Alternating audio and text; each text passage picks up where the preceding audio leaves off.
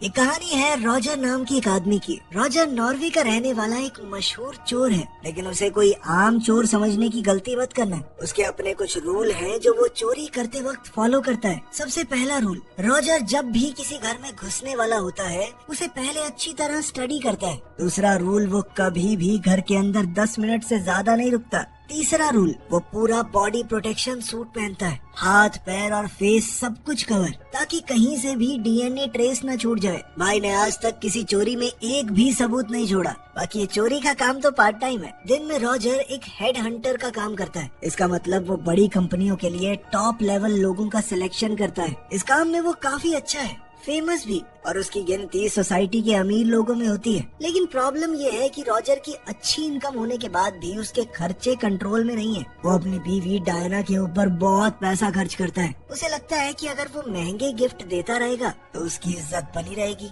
Diana की खुद की एक आर्ट गैलरी है, फिर भी रॉजर चुपचाप पेंटिंग्स चुरा कर बेचता रहता है। लेकिन डायना एक और चीज चाहती है, उसे अब एक बच्चा चाहिए। लेकिन रॉजर अभी बाप बनने के लिए तैयार नहीं था। बाहर से उनकी शादी एकदम परफेक्ट लगती है, लेकिन अंदर से कुछ भी परफेक्ट नहीं है। इसके बाद हम रॉजर को एक और लड़की लोटा से मिलते हुए देखते हैं। वो अक्सर डायना को ऑफिस छोड़ने के बाद लोटा से मिलता था, लेकिन जब लोटा ने कहा कि आज डिनर पार्टी में मेरे साथ चलोगे, तो रॉजर ने उससे रिश्ता खत्म कर दिया कि ये कुछ ज्यादा ही कर रही है।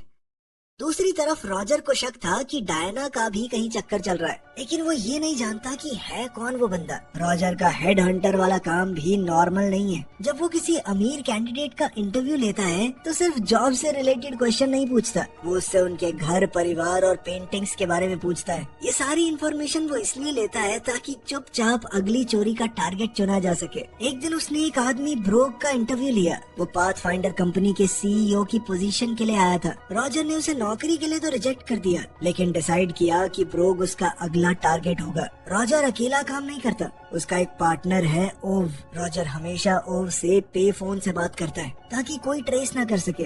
ओव एक होम सिक्योरिटी कंपनी में काम करता है, इसी वजह से उसे अलार्म्स और डिजिटल लॉक्स का एक्सेस मिलता है। वो कंपनी के सर्वर से चुपचाप अलार्म बंद कर देता और लॉक खोल देता। अब अपने दोस्त की मदद से रॉजर आसानी से ब्रोक के घर में घुस गया। अंदर जाकर उसने ओरिजिनल पेंटिंग को हटा दिया और उसकी जगह एक नकली कॉपी लगा दी जो उसने पूरे हाई क्वालिटी प्रिंटर से बनाई थी। उसका फर्क देखना नामुमकिन था। रॉजर 10 मिनट के अंदर निकल गया। ओव ने दरवाजा लॉक कर दिया और कंप्यूटर से उसे एक्सेस करने की हिस्ट्री भी डिलीट कर दी। किसी को भी पता नहीं चला कि कोई घर के अंदर आया था। ओव को पता है कि रॉजर पेंटिंग कार में कहाँ छुपाता है, पिछले शीशे की खिड़की के ऊपर वाली जगह। सुबह होने से पहले ओव ने पेंटिंग निकाल ली और स्वीडन के खरीदार को दे दी, साथ ही अपना 20% कट ले लिया। वो पेंटिंग लगभग 10 लाख रुपए की बिकी, इसमें से रॉजर को पूरे 8 लाख मिले। लेकिन इतने पैसे भी उसके लाइफस्टाइल के लिए काफी नहीं थे। एक दिन डायना ने अपनी नई आर्ट गैलरी की ओपनिंग में रॉजर को एक डच आदमी क्लास से मिलवाया। क्लास एक बड़ी टेक कंपनी का पुराना डायरेक्टर है। रॉजर ने तुरंत सोचा कि शायद मैं जिस सीईओ को ढूंढ रहा था उसके लिए ये काम आ सकता है। पार्टी के बीच ही एक फेमस डिटेक्टिव ब्रेडा वहाँ आ गया। वो हाल ही में पेंटिंग चोरी के केस को इन्वेस्टिगेट कर रहा था। उसे देखकर रॉजर थोड़ा डर गया। घर वापस आकर डायना ने रॉजर को एक बहुत जरूरी बात बताई। उसने बताया कि एक फेमस पेंटर था रूबेंस। उसकी पेंटिंग साल 1941 में जर्मन सोल्जर्स ने चुरा ली थी, जब हिटलर का दौर चल रहा था। तब सालों तक वो गायब रही। अब वो पेंटिंग उसी आदमी क्लास के अपार्टमेंट में है। क्लास की दादी को वो पेंटिंग एक जर्मन फौजी ने दी थी। अब क्लास चाहता है कि डायना उस पेंटिंग को वेरीफाई करे। अब डायना ने उसे बताया कि अगर वो पेंटिंग असली हुई तो करोड़ों की हो सकती है। रॉजर ने मुस्कुराते हुए कहा, बहुत बढ़िया, अच्छी किस्मत है बंदे की। लेकिन अंदर ही अंदर वो बहुत ज्यादा एक्साइटेड हो गया। उसे अपना अगला टारगेट मिल गया था। अब उसे कुछ भी करके क्लास के अपार्टमेंट में घुसना है। उस रात रॉजर ने पेफोन से ओव को कॉल किया। ओव उस वक्त अपनी गर्लफ्रेंड के साथ बिजी था, फिर भी अगले दिन 1 बजे मिलने के लिए तैयार हो गया। अगली सुबह रॉजर और डायना के बीच बहस हो गई। 7 साल की शादी के बाद भी रॉजर बच्चे के लिए तैयार नहीं था। रॉजर ने चिढ़कर कहा कि यार किसी और दिन करेंगे, अभी मैं कुछ अच्छा काम करने जा रहा हूँ, जाने दे मुझे। रॉजर अब ओव से मिलने जंगल के पास एक अकेले अपार्टमेंट में गया। अब दोनों ने एक बढ़िया प्लान बनाया। ओव उस पेंटिंग की नकली कॉपी बनाएगा और वो असली पेंटिंग को स्वीडन में बेच देंगे, जैसा हमेशा होता है। रॉजर मंडे को क्लास के साथ लंच करेगा और सीईओ की नौकरी के लिए जब वो उसका इंटरव्यू लेगा तो उसके घर की सारी चीजें पता लगा लेगा। पहले तो ओव ने मना किया। वो अपनी गर्लफ्रेंड के साथ वक्त बिताना चाहता था, लेकिन जब उसे पता चला कि पेंटिंग की कीमत कितनी ज्यादा है तो वो तैयार हो गया। लंच के दौरान क्लास ने एकदम से अपनी पर्सनल डिटेल नहीं बताई। बाद में उसने रॉजर को साथ में एक्सरसाइज करने के लिए बुलाया। वर्कआउट के बाद जब क्लास थक गया तब उसने धीरे धीरे डिटेल्स बतानी शुरू की। क्लास का डाइवोर्स हो रखा था, उसके कोई बच्चे भी नहीं थे। एम्स्टरडैम में उसके घर पर बस एक कुत्ता रहता है। वो मिलिट्री में रह चुका था। उसकी कमर पर पुरानी चोटों के निशान भी थे। दरअसल वो स्पेशल फोर्सेज में था और उसकी यूनिट गायब हुए लोगों को ट्रैक करती थी। मिलिट्री छोड़ने के बाद ही उसने अपना कॉर्पोरेट करियर शुरू किया। ये कंपनी भी दरअसल छोटे छोटे जीपीएस ट्रांसमीटर बनाती थी जो लोगों को ट्रैक करने में काम आते। बातें खत्म होने के बाद क्लास ने बताया कि मैं पहले तो एम्स्टरडैम जाऊंगा, फिर कुछ दिन बाद वापस आऊंगा यहाँ पे। रॉजर घर आया तो उसे डायना का एक नोट मिला। उसने लिखा था कि आज वो लेट आएगी क्योंकि एक क्लाइंट के साथ मीटिंग है। अगली सुबह रॉजर ने अपना प्लान शुरू किया। ओव ने कंपनी के सर्वर्स से क्लास के अपार्टमेंट का लॉक खोल दिया। रॉजर चुपचाप अपार्टमेंट के अंदर घुस गया, बिल्कुल वैसे ही जैसे वो हर बार किया करता था, और उसने जल्दी से पेंटिंग ढूंढ ली। असली पेंटिंग हटाकर उसकी जगह बिल्कुल परफेक्ट रेप्लिका लगा दी। सब कुछ एकदम परफेक्ट हो गया। जब उसका काम खत्म हुआ तो रॉजर एक पल के लिए रुका। तब उसकी नजर बाहर खेलती हुई कुछ प्यारी सी बच्चियों पर पड़ी। उस बच्चे को देखते ही उसे डायना की याद आ गई। वो चाहती थी कि उन दोनों का भी एक परिवार हो। उसने तुरंत डायना को फोन किया। उसे बिल्कुल अंदाजा नहीं था कि अभी जो सच उसके सामने आने वाला है वो उसे अंदर से तोड़ देगा। जब रॉजर क्लास के बेडरूम में दोबारा गया, वहाँ उसे डायना का फोन मिला। वो एक पल में सब कुछ समझ गया। उसका शक सच निकला। डायना का पहले से क्लास के साथ अफेयर चल रहा है। सबसे ज्यादा दुख वाली बात ये थी कि रॉजर तो अपने सारे पैसे भी अपनी बीवी पर ही फूकता था। ये इतनी रिस्की चोरी भी वो उसके लिए ही कर रहा था। उसका दिल हजारों टुकड़ों में टूट गया। रॉजर चुपचाप घर वापस आ गया। डायना ने कह दिया कि उसका फोन गैलरी में कहीं खो गया, लेकिन रॉजर सच जानता था। फिर भी उसने कुछ नहीं कहा। उसे खुद भी पछतावा महसूस हो रहा था, क्योंकि उसने भी तो लॉटा नाम की उस लड़की के साथ चक्कर चलाया था। इसी वजह से वो डायना को उसकी गलती पर टोक नहीं पाया। अगले दिन रॉजर क्लास को पाथफाइंडर कंपनी के एग्जीक्यूटिव्स से मिलवाने ले गया।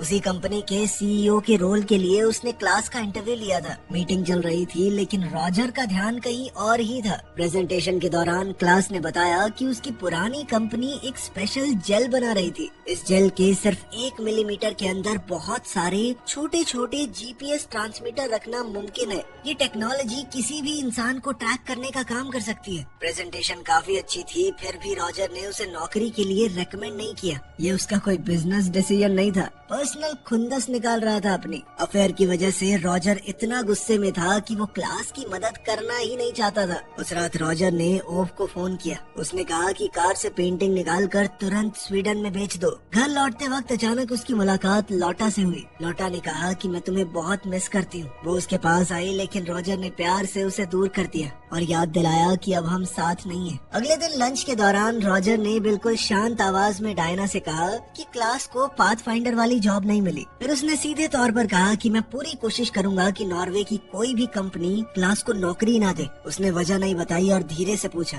तुम्हारा फोन मिल गया तुम्हें? यह उसका तरीका था डायना को बताने का कि वो सब जानता है। उसने बिना झगड़ा किए एक लाइन खींच दी डायना और क्लास के बीच। दूसरी तरफ ओव अपनी कार को हमेशा वाली जगह पर पार्क करके उस पेंटिंग को लेने गया। रॉजर के घर से वो काफी दूर खड़ी करता था, लेकिन अगली सुबह रॉजर पूरी तरह चौंक गया। उसने ओव को गाड़ी के अंदर मरा हुआ देखा। उसका शरीर ड्राइवर सीट पर अजीब तरह से पीछे मुड़ा हुआ था। रॉजर ने तुरंत बॉडी को डिक्की में डाला। तब उसकी नजर सीट के कुशन में लगी हुई छोटी सी नीडल पर पड़ी। अब सब कुछ एकदम साफ हो गया था। किसी ने जानबूझकर नीडल वहाँ पर लगाई थी। जब ओव पीछे की खिड़की के पास छुपी हुई पेंटिंग लेने के लिए झुका होगा, तब ये सुई चुभने से उसके शरीर में जहर फैल गया होगा। तभी डायना वहाँ पर आई। वो बिल्कुल नॉर्मल तरीके से रॉजर से मिली और प्यार से उसके बालों में हाथ फेरा। उसे बिल्कुल भी पता नहीं था कि अभी क्या हुआ है। रॉजर ओव की बॉडी को लेक में डुबाने ले गया। उसने बॉडी को जैसे ही नदी में फेंका तो ओव ने सांस ली,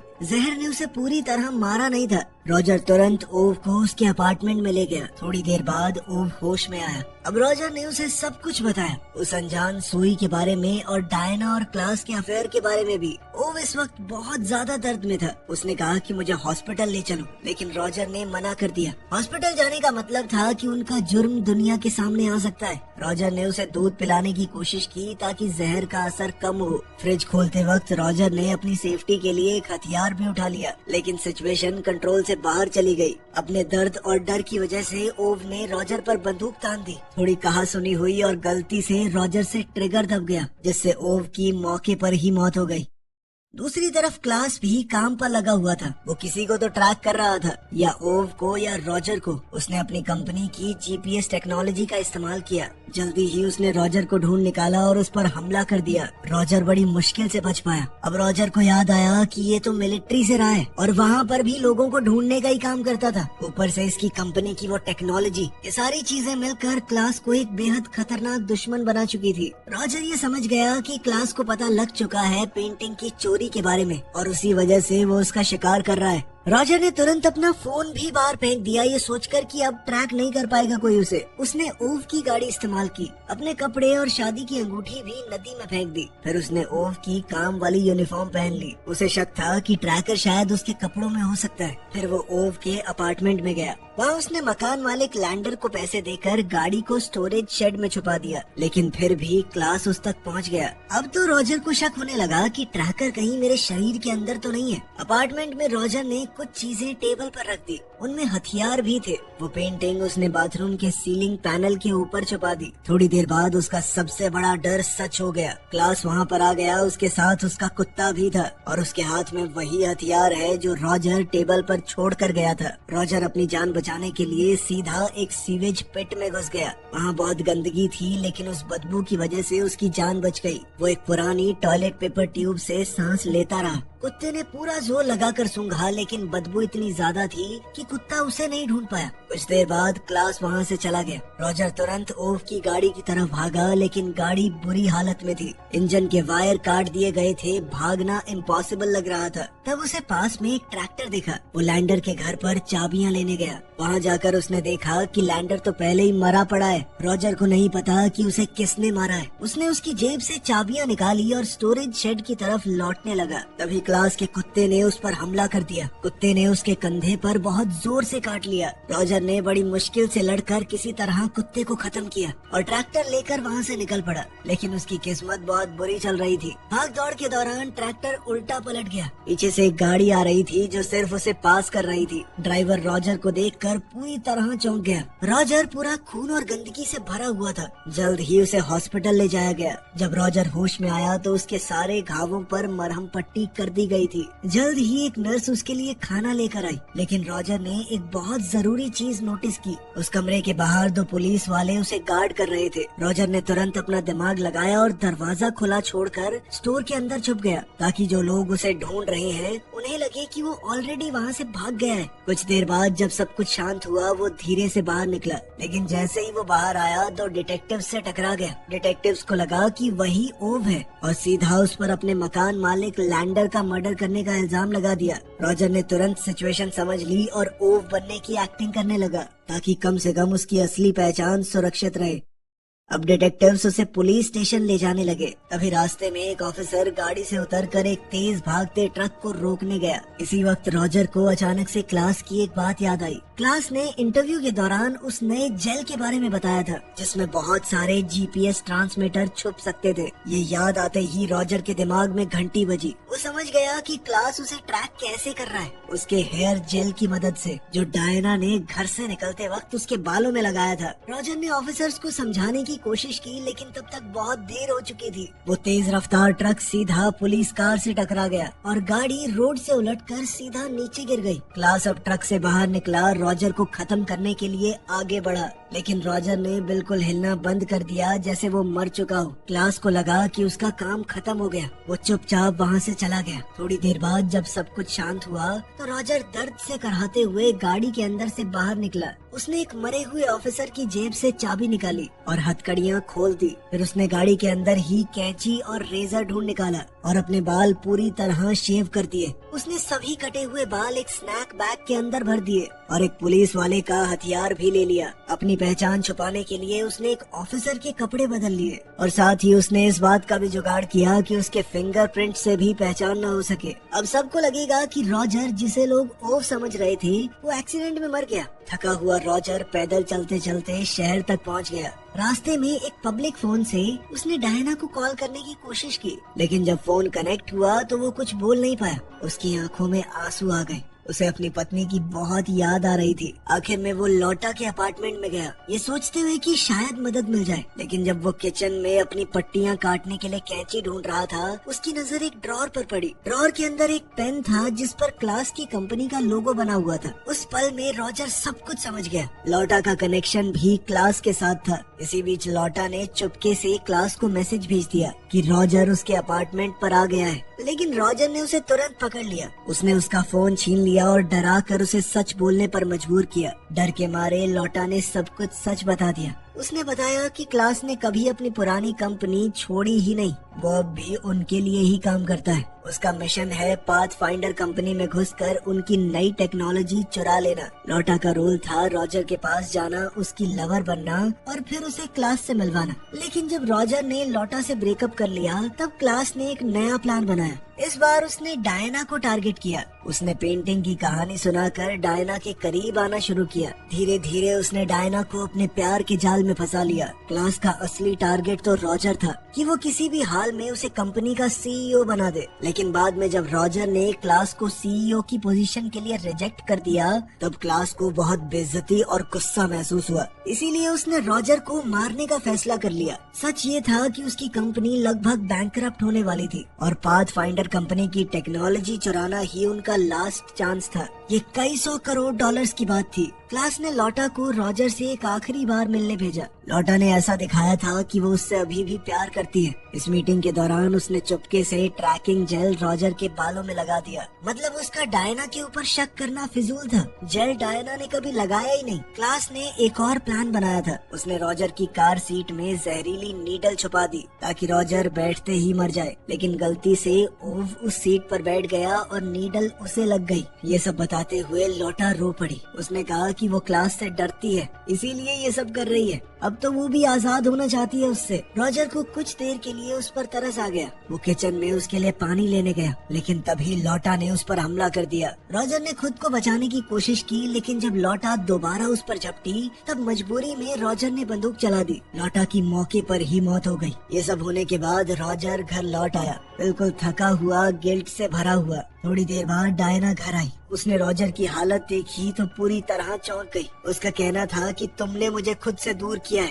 इसी वजह से मैं क्लास के करीब आई। लेकिन उसे अपनी गलती का भी बहुत पछतावा था। उसने कहा कि मैं सिर्फ तुमसे प्यार करती हूँ, उसके पास जाना मेरी गलती थी। उसने ये तक कह दिया कि अगर तुम चाहते हो तो मैं बच्चे की बात भी नहीं करूँगी, मैं बस तुम्हारे साथ रहना चाहती हूँ। उस पल में रॉजर को पूरा यकीन हो गया कि डायना कभी भी क्लास के प्लान का हिस्सा नहीं थी। डायना उसके घावों को साफ कर रही थी तो रॉजर ने भी सब सच बता दिया। अपने लौटा के साथ अफेयर के बारे में, अपनी आर्ट चोरी की उस सीक्रेट लाइफ के बारे में भी, और क्लास और पुलिस के साथ जो कुछ भी हुआ सब कुछ बताया उसने। रॉजर ने कहा कि अभी के लिए मुझे भागना पड़ेगा क्योंकि पुलिस जल्द ही समझ जाएगी कि वो जिंदा है। अभी तक सब लोग उसे ओव समझ रहे थे, इसीलिए उसके पास थोड़ा टाइम था। डायना ने अपना क्रेडिट कार्ड दे दिया ताकि उसके पास पैसे तो हों, लेकिन उसने ये भी कहा कि मुझे इस बात का बहुत दुख है, तुम मुझे बता देते हमारे पास इतना पैसा नहीं है। मुझे सिर्फ एक लग्जरी लाइफ देने के लिए तुमने इतनी गलतियाँ की। रॉजर ने आखिरकार सच को अपनाया। उसने ये सब कुछ डायना को खोने के डर से किया था। उसने बच्चे के प्लान को भी इसीलिए रोक कर रखा क्योंकि उसे डर था कि डायना उससे ज्यादा उनके बच्चे को प्यार करने लगेगी। 7 साल की शादी के बाद पहली बार दोनों ने एक दूसरे को पूरी तरह समझा। डायना ने उसके घावों पर मरहम पट्टी की। इसके बाद रॉजर हॉस्पिटल गया जहां एक्सीडेंट वाली बॉडीज रखी गई थी और उसी वक्त डायना ने क्लास को मैसेज भेजा और उसे अपने अपार्टमेंट पर मिलने बुलाया। हॉस्पिटल वापस जाकर रॉजर ने सबसे पहले एक छोटा सा स्नैक रैपर ढूंढा। उस रैपर के अंदर उसके अपने बाल थे। उसके उन बालों के साथ एक जीपीएस ट्रैकर अभी भी चिपका हुआ था। अगर ये किसी गलत हाथ में पड़ा तो सब खत्म हो सकता है। रैपर मिलते ही रॉजर वहाँ से चुपचाप निकल गया। बाहर निकलते वक्त उसका सामना डिटेक्टिव ब्रेडी से हुआ, लेकिन वो फिर भी किसी तरह बचकर निकल गया। अब वो सीधा ओव के अपार्टमेंट में पहुंचा। वहाँ ओव की डेड बॉडी अभी भी बेड पर पड़ी हुई थी। रॉजर ने तुरंत काम शुरू किया। उसने हर जगह से अपने फिंगरप्रिंट साफ कर दिए ताकि उसकी कोई भी पहचान न रहे। तभी अचानक दरवाजा जोर से खुला। क्लास अंदर घुस गया, हाथ में एक सिल्वर गन लिए हुए। उसने सीधा रॉजर पर निशाना लगा दिया, लेकिन रॉजर पूरी तैयारी करके बैठा था। वो पहले से जानता था कि क्लास जीपीएस सिग्नल को फॉलो करता हुआ यहाँ तक जरूर आएगा। इसीलिए रॉजर ने क्लास के आने से पहले ही अपने अपार्टमेंट का सिक्योरिटी सिस्टम चालू कर दिया। इसका मतलब ये था कि सीसीटीवी कैमरास का वीडियो जो ओव के ऑफिस में दिख रहा था उसमें सिर्फ क्लास की एंट्री होती नजर आई, रॉजर की नहीं। फिर वहाँ पर एक गन फाइट शुरू हो गई। रॉजर ने ओव की गन उठाकर फायर किया। क्लास ने भी अपनी बंदूक से लगातार गोलियां चलाई, लेकिन यहाँ एक बड़ा ट्विस्ट था। इससे पहले डायना ने बड़ी चालाकी से क्लास के अपार्टमेंट में घुसकर उसकी बंदूक की असली गोलियां निकालकर नकली भर दी थी। इसीलिए सीसीटीवी वीडियो में दिखा कि क्लास को कई गोलियां लगी, लेकिन फ्रेम में ये नहीं दिखा कि चलाई किसने। रॉजर का वहाँ पर कोई निशान नहीं मिला, फिंगरप्रिंट तक नहीं थे। सब कुछ ऐसा लग रहा था जैसे क्लास कोई क्राइम करते हुए खुद ही मर गया हो। खतरा खत्म होते ही रॉजर तुरंत डायना के पास लौट गया। दोनों कार में बैठकर वहाँ से निकल गए। बाद में रॉजर ने डायना को बताया कि उसने कैसे हर सबूत को सेट किया। उसने जो बंदूक लॉटा को मारने के लिए इस्तेमाल की थी वो साफ करके ओव के हाथ में रख दी। इससे पुलिस को लगा कि लॉटा का मर्डर ओव ने किया और जिस बंदूक को क्लास इस्तेमाल करता हुआ दिखा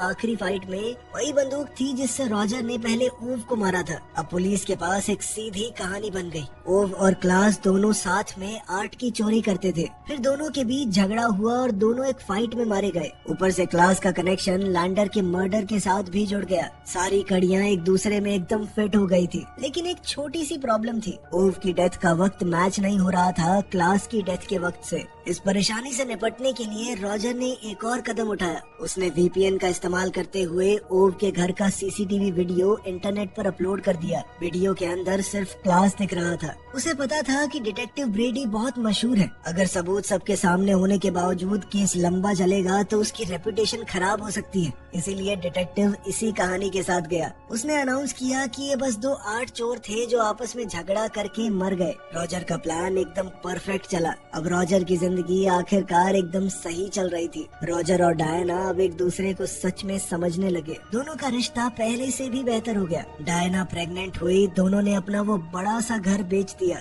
और एक सिंपल घर में शिफ्ट हो गए, एक नई शुरुआत करने के लिए। वीडियो पसंद आई तो लाइक कर देना, चैनल को सब्सक्राइब कर लेना। मिलते हैं अगली वीडियो में।